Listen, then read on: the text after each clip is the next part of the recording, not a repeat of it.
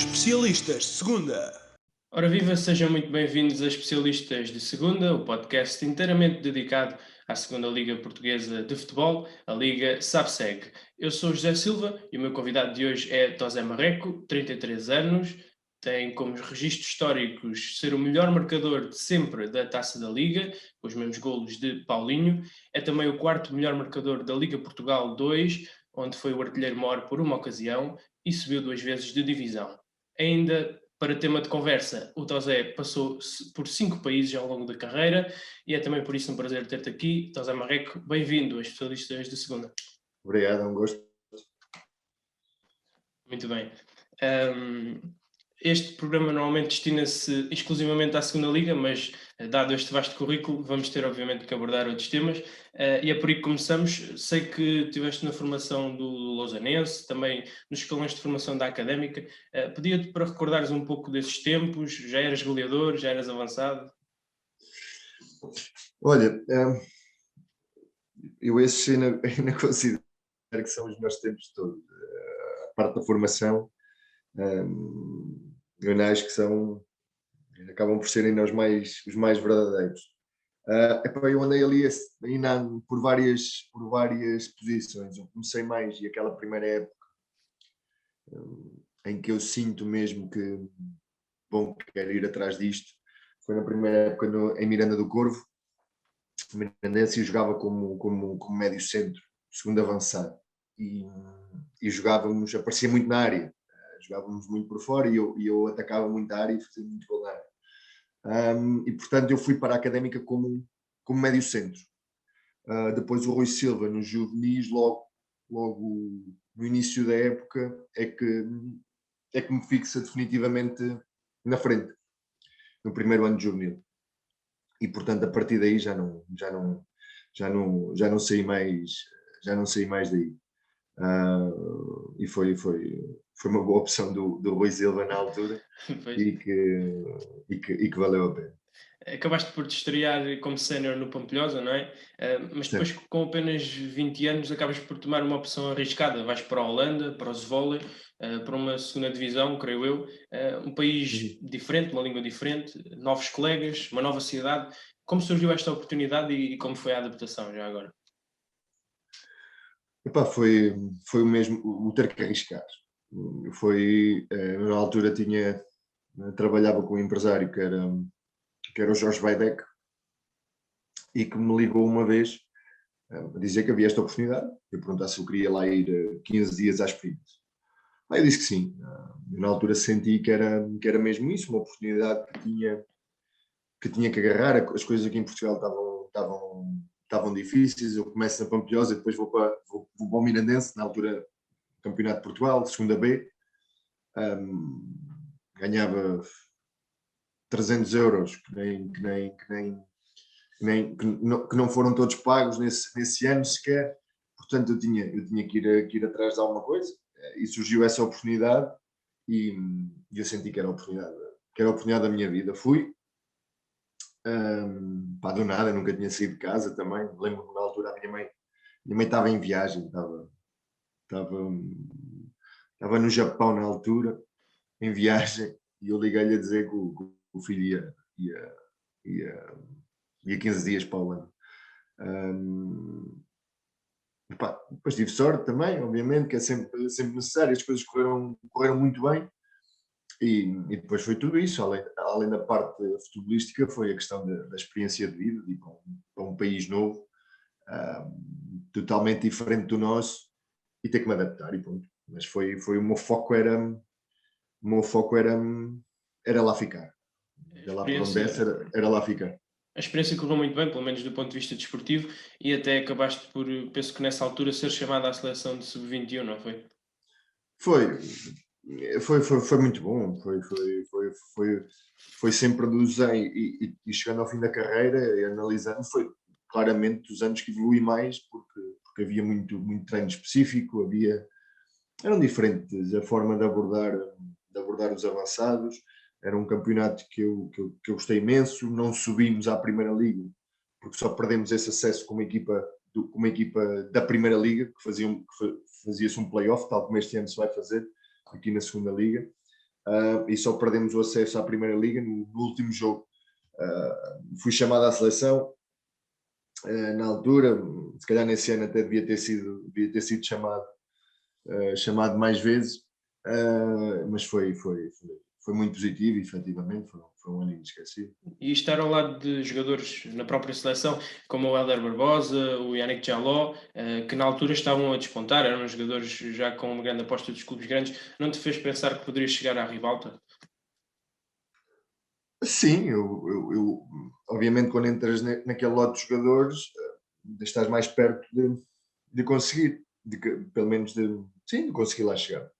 Claro, o Hélder eu já conhecia porque a malta da formação, jogávamos ali em campeonatos nacionais, iam-se conhecendo uns aos outros, mas claro, estava ali num grupo. Agora, eu sempre tive um problema nos balneários, problema entre aspas, nunca fui de chegar e estava sempre no meu canto, sossegado, e ali já era um grupo que havia ali já jogadores com 50 jogos, se calhar, ou 60 pelas seleções, e eu era ali, nunca lia. O Saleiro, o João Moreira, o Batista, o Ricardo Batista, estava o Manuel Fernandes, Sim, sim. o Manel também estava, portanto era um grupo já formado há muitos anos, e claro que acreditava que iria dar o salto nessa altura. Mas a verdade é que continuaste por fora de portas, enfim, no estrangeiro, Alavés, Lokomotiv de Merzda, penso que se diga assim, Mesdra, sim. Mesda. E disseste numa entrevista que te arrependeste de ir para a Bulgária. Porquê é que isso aconteceu? O que é que essa experiência te deu ou não te deu que outros, Não que me outros deu, deram? é mesmo essa a questão, não me deu nada. Parte Ok. financeira sim, trouxe alguma coisa, agora o futebol era mau, havia ali coisas esquisitas em alguns jogos, não me trouxe nada, estava longe da família, não estava a viver em condições piores do que aquelas que tinha, porque era e é um país infelizmente ainda muito debilitado em algumas questões, com muita pobreza extrema. Tem duas classes, ou tem gente absolutamente rica ou tem gente muito pobre. Não há ali um meio termo, não há uma classe média ali. E foram tempos que, em termos futebolísticos, ao contrário da Holanda, por exemplo, ou, em termos futebolísticos não me trouxe absolutamente nada, trouxe-me algum conforto financeiro, mas mais nada. Sinto que foram ali uns meses perdidos. Ainda antes de regressarmos finalmente a Portugal, tens uma passagem pelo Servette da Suíça. Creio que apanhaste o Mister João Alves na altura. Sim, sim. O que é que tens a dizer sobre ele e já agora se foi fundamental para a tua adaptação? O Mister chega depois. Eu estou lá e depois o Mister chega depois. E o Mister também chega porque na altura as coisas estavam a correr muito bem na Suíça. E houve ali uma ligação forte depois, por as coisas não estarem a correr muito bem na Suíça. Houve ali uma ligação forte entre o meu empresário da altura, o Nuno Patrão, e os donos do clube, que disseram que queriam um treinador português. Até quem estava para ir numa certa altura era o Vítor Manuel, que depois não quis ir. Depois chegou o Mister João Alves. Eu tive algumas chatices com o Mister na altura, depois passado um tempo, que se calhar nem ele nem eu gerimos da melhor forma. Bom, acabámos chateados, não há outra forma de pôr a coisa, e é o que eu digo, eu obviamente com muita cota de responsabilidade nisso, podia ou não ter razão, mas também depois não podíamos levar as coisas para aqueles extremos. Agora, o Mr. João Alves é absolutamente genial a montar as equipas, consegue ver o talento a uma distância incrível, consegue ver o talento muito antes de todos os outros, tem um feeling para o jogo, uma leitura de jogo do melhor que há, claramente. É genial a ver o jogo, absolutamente. Ele decifrava o jogo no banco rapidamente, por isso é que ele às vezes alterava na primeira parte, mudava de sistema na primeira parte, porque era essa capacidade dele. Depois eu acabei por sair, ele acabou por ficar, ele construiu uma história muito bonita lá no Servete, mas depois ali a nossa relação naquela altura. Resolvemos isso e acabámos por nos encontrar. Ele estava lá a jantar com a família, demos um abraço, já estava tudo ultrapassado. A minha admiração por sempre foi grande e continua a ser, e é um homem diferente do futebol português. Perguntei-te há pouco como surgiu a oportunidade de ir para o estrangeiro e pergunto-te agora a oportunidade de regressares. Foram saudades de casa? Epá, era aquela vontade de também demonstrar que podia aqui jogar. Também era. Queria estar um pouco mais perto de casa na altura, mas ainda era mais isso, era aquela vontade de dizer que eras capaz de aqui jogar, que tinhas qualidade para aqui jogar. Tinhas já 23, 24 anos. Se tivesses tomado essa opção 2 anos antes, achas que a tua carreira teria sido diferente? De quê? De voltar para Portugal? Sim, sim. Eu acho que se não tivesse ido lá fora, obviamente que não conseguia fazer carreira. Isso se eu não tivesse ido aquele ano para a Holanda, etc., não, com toda a certeza, eu acho que ia ser muito difícil fazer carreira, porque não sei se me iria conseguir despontar cá ou me iriam conseguir ver depois inserido no contexto da segunda B, não sei. É um feeling que eu tenho que teria sido mais difícil fazer carreira. E depois, se calhar, pelo contrário, se calhar mais valia ter ficado mais alguns anos fora, não sei. Eu sempre tive muito mais mercado, as minhas características sempre foram muito mais bem vistas lá fora, ou mais consideradas lá fora, do que cá em Portugal. Eu precisei de fazer 20 e poucos golos para conseguir ter propostas a sério da Primeira Liga. Depois, na altura, eu é que não quis ficar. Portanto, sempre andei um bocadinho a remar contra a maré. Depois tens uma boa temporada na União da Madeira, já depois do Desportivo das Aves, e vais então para a Naval 1º de Maio. O desfecho que o clube tomou é sebejamente conhecido, dívidas, etc. Pergunto, como foram esses últimos tempos da Naval no futebol profissional? Se vocês jogadores sentiam isso muito? Se havia salários em atraso? Como é que foram esses últimos tempos? Foi ridículo. Foi ridículo a Naval ser conseguido inscrever. Tínhamos o Roberto, tínhamos o João Pedro, tínhamos o Luís Tinoco, tínhamos o Ticô, o Carvalhas, o Regula, o André Fontes. Epá, tínhamos uma equipa de uma qualidade, tínhamos um bom treinador na altura, o Filó, e foi uma pena aquele ter, porque era uma equipa que podia ter lutado por muita coisa se as coisas estivessem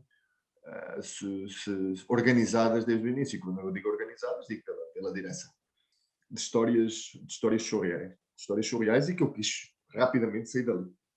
E às vezes, e já disse isso muitas vezes, os jogadores às vezes têm culpa na questão dos salários em atraso, porque não tomam atitudes. Eu sinceramente eu quis logo sair porque eu disse que não iria aguentar até o final do ano. Salários em atraso não faz sentido para ninguém. Desorganização não faz sentido para ninguém. E aquilo não podia tomar aquele rumo. E que depois deu no desfecho que deu. Houve colegas meus que decidiram ficar até ao final da época, que eu também obviamente respeito, mas depois deu no que deu. Sindicato, fundos de garantia, etc. E o clube lá teve que ir para onde infelizmente levou o desfecho daquela direção. Continua se calhar a ser o pior flagelo do futebol português, este tipo de situações. Infelizmente.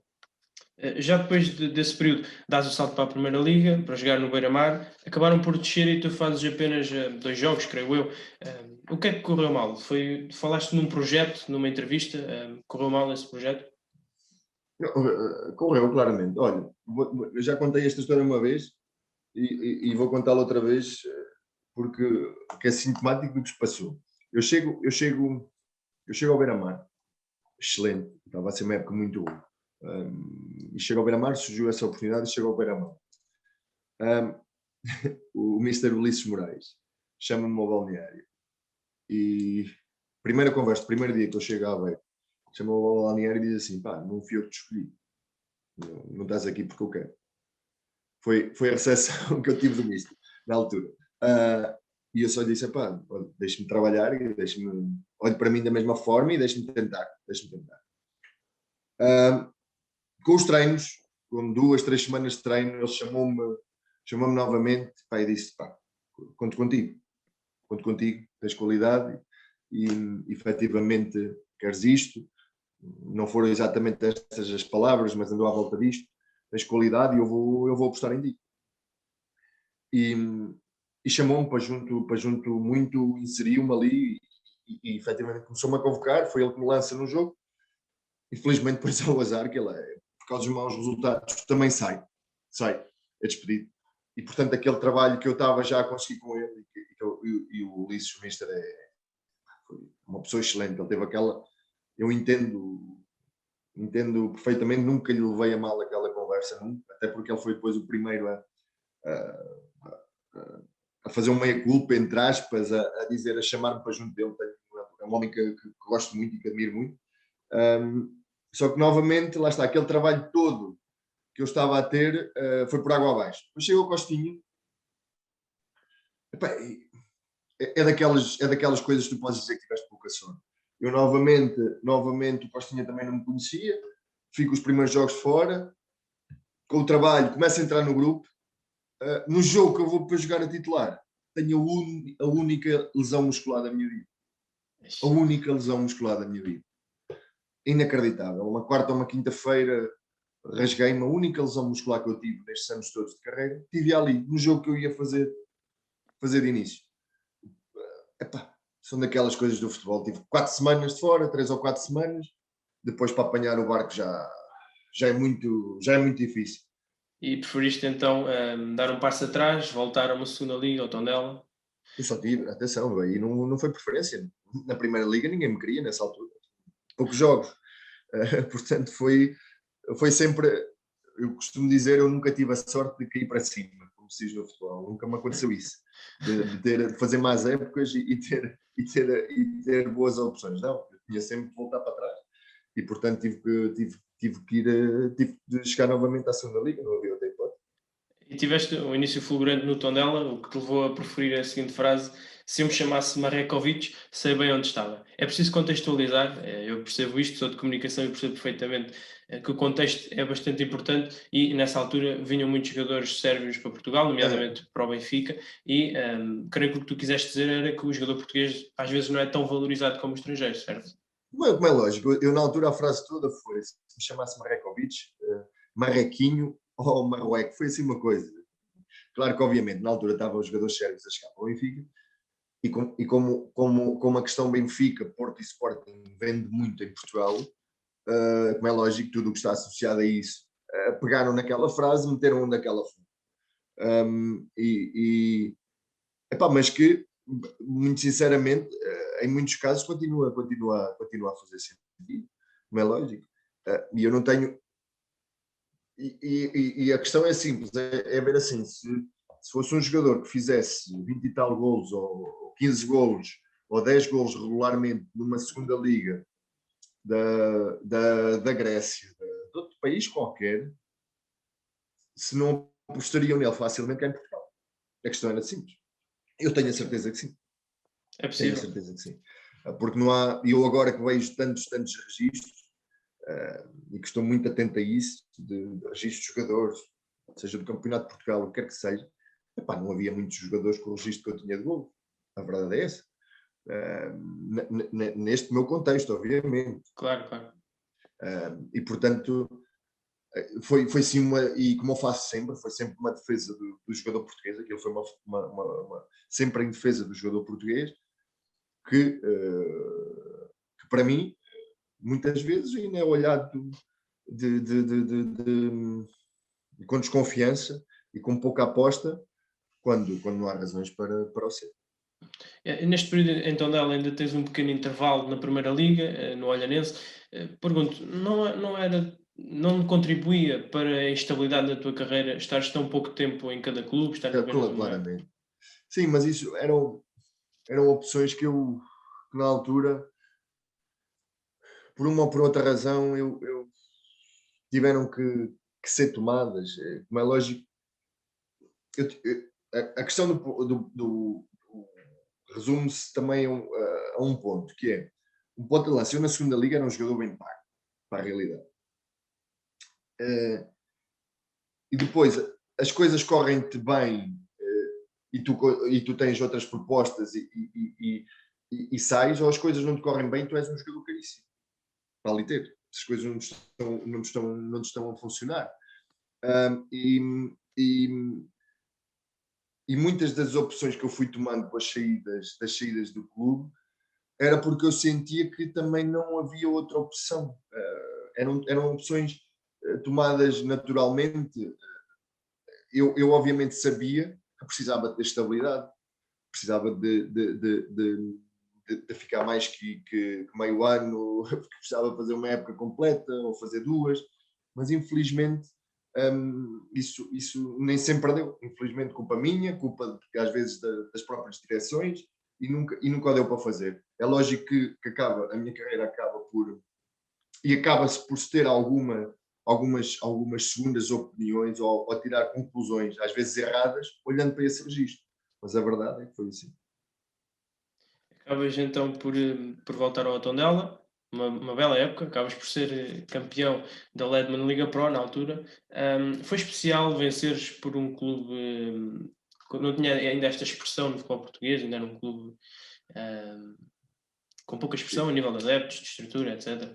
Eu em Tondela, as coisas, se eu voltasse mais 10 vezes a Tondela, as coisas iam me correr bem 10 vezes porque eu lá sentia que tinha a confiança das pessoas.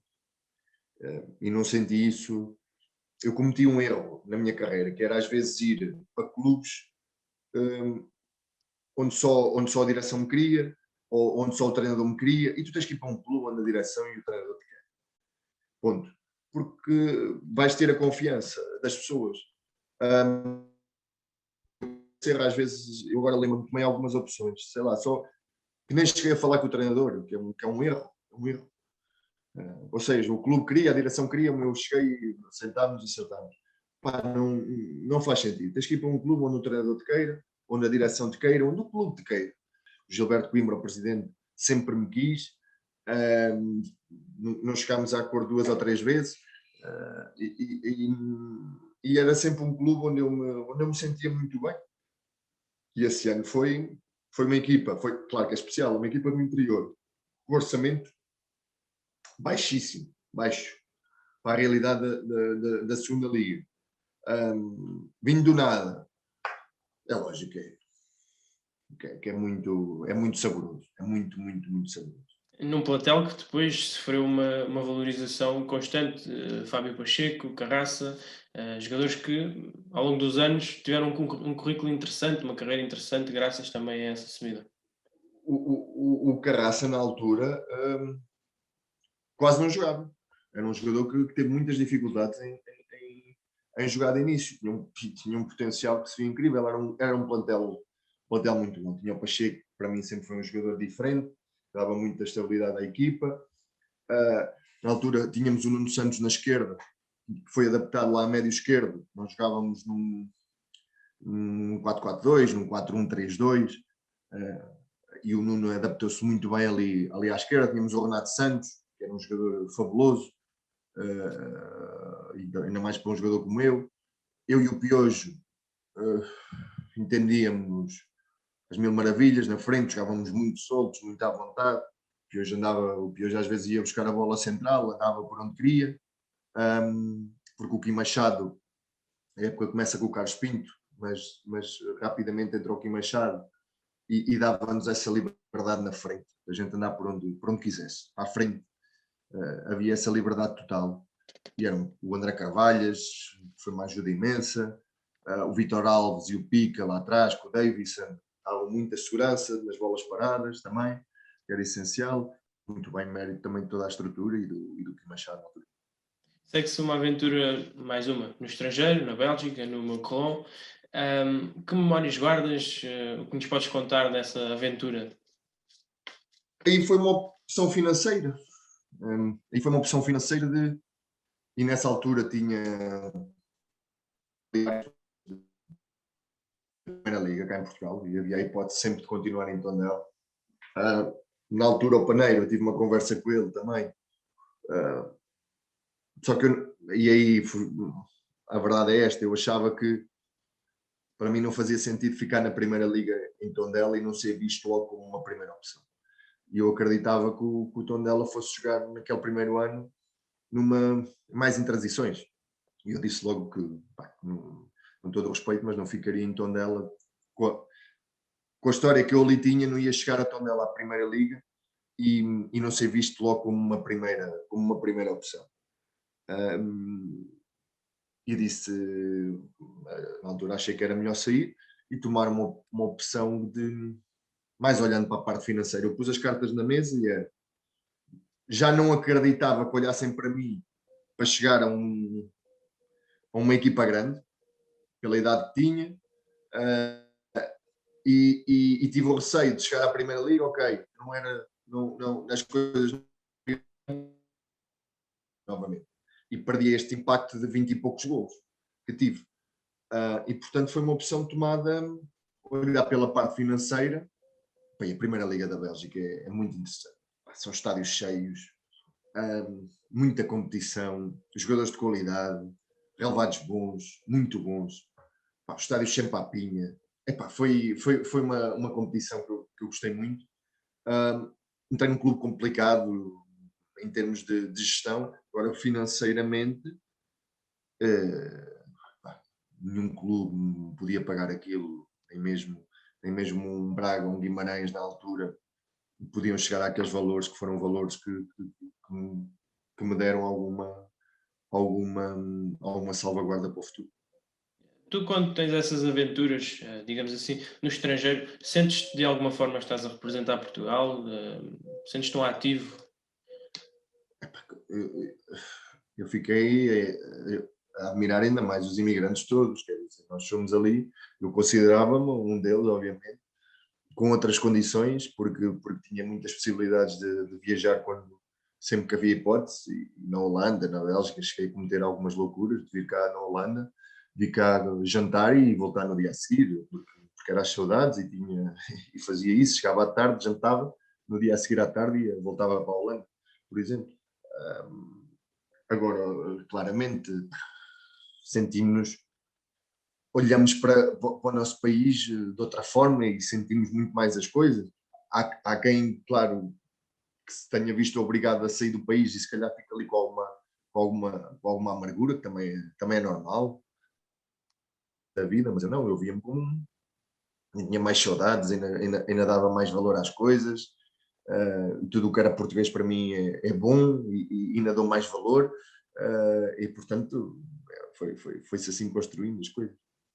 Olha, e quando regressas a Portugal, para os Chaves, acaba por ser uma mudança, mais uma vez, de uma primeira divisão belga para uma segunda divisão portuguesa.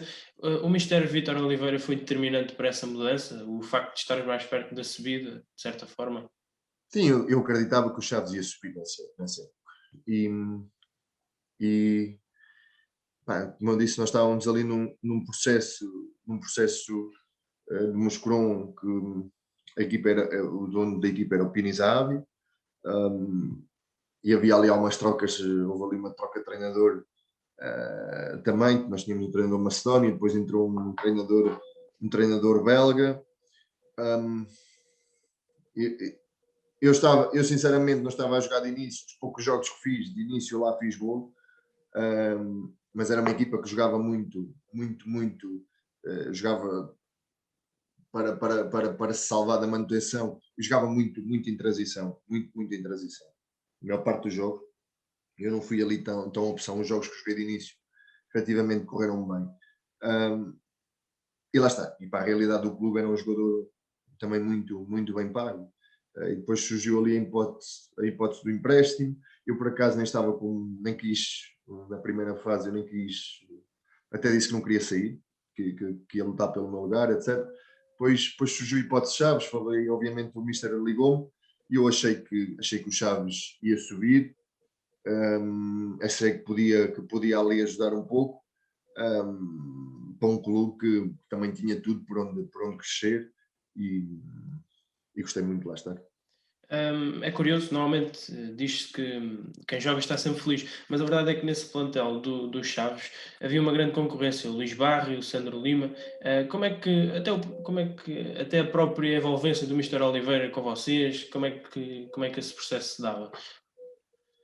Assim, é que para se conseguir efetivamente vitórias tem que haver bons grupos, não é hipótese.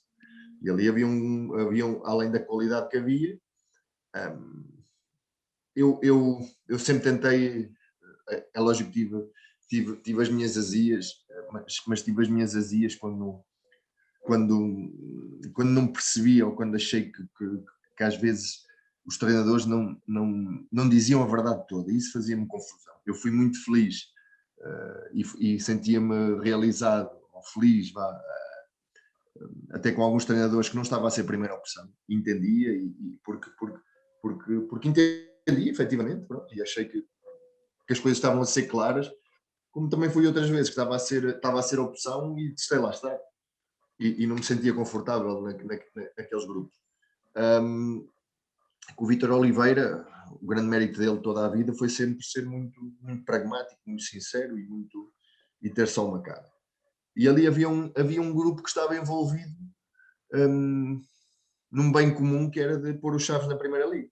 Eu não podia chegar ali em janeiro, que nunca o fiz na vida, e armar-me em estrela e aziar porque não estava a ser a primeira opção. Não, o Barry estava a fazer uma boa época, estava a fazer golos. O Sandro Lima era um jogador com potencial incrível, que veio confirmar também na Primeira Liga, com golos. Tinha um jogador de muita qualidade. E eu queria pôr era os Chaves na Primeira Liga, e fui-me adaptando. Também estava, não há como mentir, eu também nunca minto, estava numa situação confortável, porque quem me pagava era o clube belga, e portanto estava numa situação também financeira confortável. Mas fui lutando, quando fui chamado respondi, e o mais importante foi o Chaves que subi.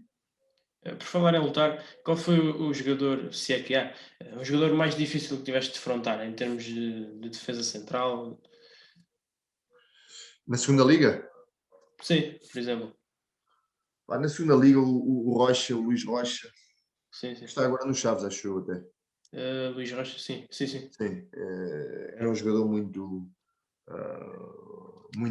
chato e não era muito agressivo, muito dava-lhe o que fazer, eu também lhe dava a ele, e portanto foram sempre duelos bons. Também tive um outro com o Tonel, também foram duros, eu era ainda por cima amigo do Tonel, e o Tonel vinha sempre com os cotovelos em cima, aquilo aleijava sempre um bocado. E os centrais da segunda liga havia muitos centrais de qualidade, mas lembro-me, sim, talvez mais do Rocha. O Zarabi também era muito agressivo, muito rápido, mas talvez mais o Rocha, sim. Muito bem. Feito este pequeno à parte, sei que pese embora essa ligação quase afetiva que tens a Tondela e a Chaves, quando eu anunciei que vinhas, várias pessoas me perguntaram: tu és a Marreco da Académica? De facto, também tens essa ligação a Coimbra e à Académica. Quando em 2016 te mudas para o Estádio Cidade de Coimbra, foi um regresso a casa? Foi voltar ao sítio onde foste inicialmente feliz? Epá, a Académica é aquela miúda da escola que nós sempre queremos e acabamos por perder a cabeça. Nunca passa. Eu sou natural de Miranda, fui formado na Académica. Sempre foi um sonho meu jogar em Coimbra, por ser daqui, por respeitar muito o clube, por gostar muito do clube. Pá, eu abdiquei, as pessoas não têm noção, nem têm que ter, nem têm que saber, mas as pessoas não têm noção do que eu abdiquei para vir nesse ano para a Académica. Eu tenho a certeza que nenhum jogador o fez. Nenhum jogador o fez. O salário que eu tinha, eu passei a ganhar 10 vezes menos do que ganhava, 10 vezes menos do que ganhava, para vir para a Académica, porque queria jogar aqui, porque é o que eu digo, era aquela paixão, aquele que nos faz perder a cabeça. E é lógico que às vezes não é fácil, as pessoas da própria cidade, não é fácil, porque são também os primeiros a ser cobrados, geralmente, e não é fácil essa gestão, porque não é fácil tu viveres no sítio onde estás a jogar, na cidade onde estás a jogar, porque tu não vais sossegado muitas vezes ao supermercado. Quando eu digo sossegado, então sempre a conversa é sempre futebol. Vais ao shopping fazer qualquer coisa, estás com o teu filho no parque, a conversa é futebol. É complicado e é desgastante em alguns momentos. Agora, eu tinha que jogar na Académica, até lá por onde desce, e fiz tudo o que pude para que isso acontecesse. Essa situação, aliás, o facto de estares a jogar num clube que querias à parte tática, ou isto é, se o projeto foi adequado para ti, tu que falaste há pouco no projeto que correu menos bem, se achas que este projeto foi indicado para ti, e olhando para os números, a Académica no primeiro ano com o Costinha foi a melhor defesa, portanto, não sei se chegava mais em contra-ataque, se achas que foi um bom projeto para ti? Foi, eu continuo a achar que a Académica é um clube com futuro. Agora tem que a cidade se envolver definitivamente com o clube, que ainda não se envolveu. Nós desse ano não tivemos um grupo bom, lá está. Tínhamos muito bons jogadores, mas não tínhamos um grupo bom. E acho que foi a principal razão das coisas aí não terem corrido a top, como podiam ter corrido.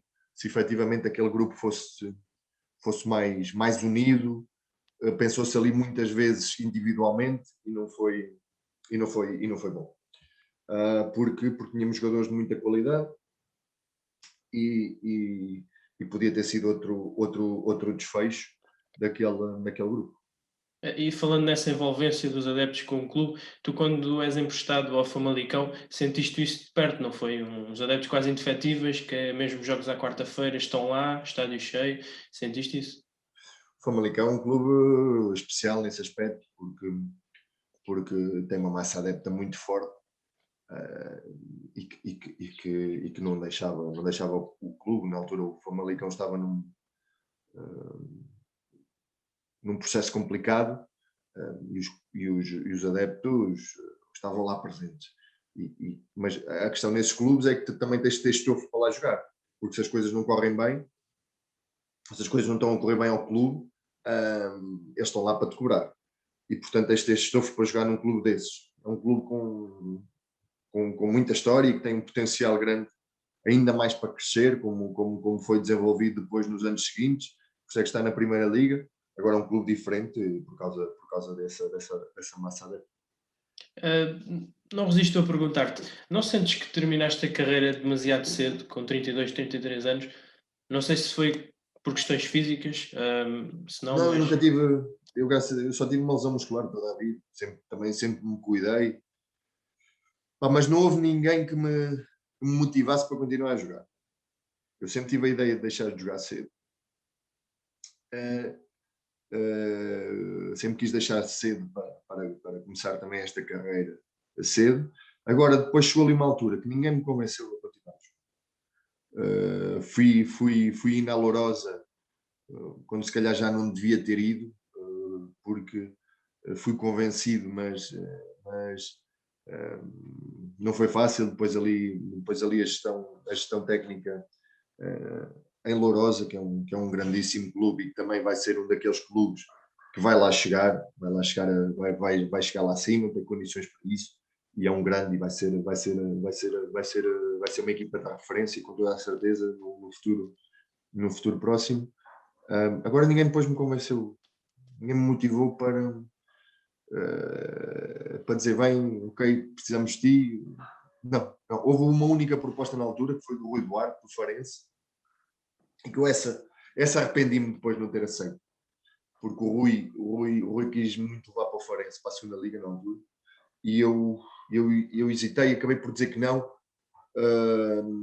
mas dessa arrependi-me porque achei que, lá está, tinha um treinador e um clube que me queriam muito, muito, estavam a fazer um esforço grande, Olha, e vou-te dizer porque é que não fui. Porque eu já tinha dito, estava inclinado para aceitar, só que depois falei com o Rui relativamente às viagens. Eu queria muito, por causa do miúdo, estar também perto dele. E o Rui explicou-me que os jogos fora, o presidente na altura não estava a deixar ficar os jogadores. Ou seja, eu vinha ao Porto, tinha que voltar ao Algarve para vir para Pino. E eu disse, Rui, eu não vou aguentar isso. Vou aguentar isso porque precisava de estar com o miúdo e acabei por não aceitar por causa disso. E como é que estão a correr esses primeiros tempos de treinador no Oliveira do Hospital, no Campeonato de Portugal, em época de pandemia? Calculo que não seja propriamente fácil. Olha, foi uma loucura ter aceito aquele convite. Agora que as coisas estão muito bem, foi uma loucura, porque tu jogaste FM e jogaste. Então imagina, é fazer um lower league manager, é pegar na equipa com menos dinheiro, com menos orçamento e tentá-la mantê-la neste campeonato. E neste caso, agora vamos conseguir lutar por uma subida. E, portanto, foi uma equipa construída do zero. Os jogadores que ficaram, a maior parte, até foram os jogadores menos utilizados no ano passado. O orçamento reduziu em 40% desde a época passada. Um dos orçamentos mais baixos do Campeonato de Portugal. Uma equipa do interior. Portanto, foi um risco louco. Foi uma loucura. Que pouca gente, ou quase ninguém, me incentivou a aceitar. Eu estava numa posição cómoda na altura na Académica, no Sub-17. Depois temos feito uma época que eu começo como adjunto do Vítor Gouveia e depois em novembro assumo a equipa, fico a equipa. E estava ali, as pessoas queriam que eu também ficasse na Académica, porque a pandemia é que nos tirou a hipótese de lutar para ser campeão nacional com o Sub-17 Académica, porque nós iríamos lutar para ser campeões nacionais. E que estava a ser uma época fabulosa. Eu tenho este convite e decido aceitá-lo. Decido arriscar. Efetivamente, depois do início complicado, conseguimos resolver as coisas, os jogadores acreditaram muito, não tens noção das centenas de jogos que eu vi em junho do Campeonato de Portugal, porque eu não conhecia um jogador do Campeonato de Portugal, e portanto tive que criar base de dados, tive que escolher jogadores, negociar com os jogadores, negociar com empresários. Foi uma loucura que, graças a Deus, ninguém esperava que neste momento tivéssemos garantido os primeiros 5 lugares da série e que vamos lutar por uma subida de divisão, que é incrível. E no meio dessa loucura, ainda tens tempo para acompanhar a segunda Liga? Menos, vou tendo, e não ontem estive a ver, por acaso, estava aqui em casa a trabalhar e estive a ver, por exemplo, o Covilhã Oliveirense. Agora foquei-me muito no Campeonato de Portugal. Nos jogos, como eu te disse, eu não conhecia um jogador do Campeonato de Portugal, agora provavelmente não há um jogador que eu não conheço. Porque foquei-me muito, mas sim, vou obviamente acompanhando. É lógico que eu vou sempre acompanhando a segunda Liga e tenho visto alguns jogos, agora tenho visto mais jogos do Campeonato de Portugal, obviamente. Muito bem. Para terminarmos, não resisto em perguntar-te como te sentes ao ser o melhor marcador de uma competição por onde passaram Oscar Cardoso, Bas Dost ou Jackson Martínez? Olha, eu acho que só se vai ligar a isso quando o Paulinho me ultrapassar, porque nestes anos todos a Liga nunca deu nenhum reconhecimento por isso. Eu acho que vão dar, efetivamente, quando for um nome mais apelativo e quando for o Paulinho agora a passar, provavelmente vão-lhe dar um prémio, e qualquer um desses avançados é 1000 vezes melhor do que eu, como é lógico. E o Paulinho é um craque. E vai com certeza mais dia, menos dia passar. E a Liga aí acho que tem falhado um pouco porque ainda não deu nenhum reconhecimento destes anos todos, mas acredito agora quando o Paulinho passar no próximo ano que provavelmente haverá esse reconhecimento. Agora não deixam de ser muitos golos que lá estão e marcados contra muitas equipas da Primeira Liga. Muitos desses golos eu estava na Segunda Liga e foram contra equipas, pelo menos metade desses golos foram, mais de metade se calhar, foram marcados contra equipas da Primeira Liga. Portanto, é lógico que é bom, mas também também te digo, não me tira o sono, nem me... É bom, ponto. Muito bem. Então, Zé Marreco, foi um prazer. Muito obrigado por teres vindo e muito boa sorte para o resto da época. Muito obrigado. Foi um gosto. Né? Até a próxima. Muito bem, já sabem, se gostaram deste episódio, subscrevam, deixem gosto e partilhem. Podem ver estes e outros episódios aqui, mas também em podcast nas principais plataformas. Muito obrigado e até à próxima.